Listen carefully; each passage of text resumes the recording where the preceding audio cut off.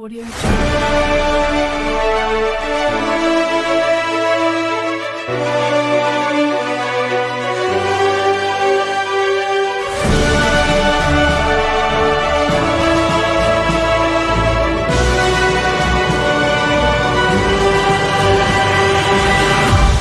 Audio Jungle.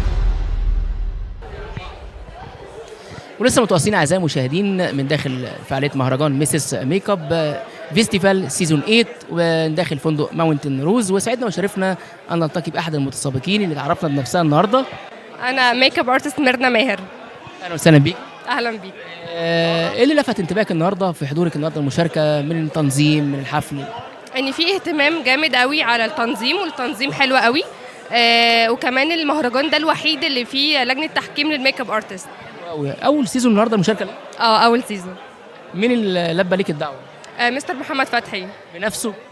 شو كبيره جدا. ايه نوع المشاركه اللي حضرتك النهارده؟ انا مشاركه النهارده كميك اب ارتست، عملت ميك اب برايد على موديل. وكان روعه اكيد طبعا. ده كده كده. اشتغلتي مع قبل كده في الميك اب ارتست مثلا نجوم مع فنانين مع فنادق مثلا بتروحي؟ انا شايف ان انت مشهوره على البلوجر يعني اكتر على السوشيال. انا اصلا كنت عامله برنامج قبل كده وبقالي 4 سنين شغاله. ايه تاني لفت انتباهك النهارده من المهرجان؟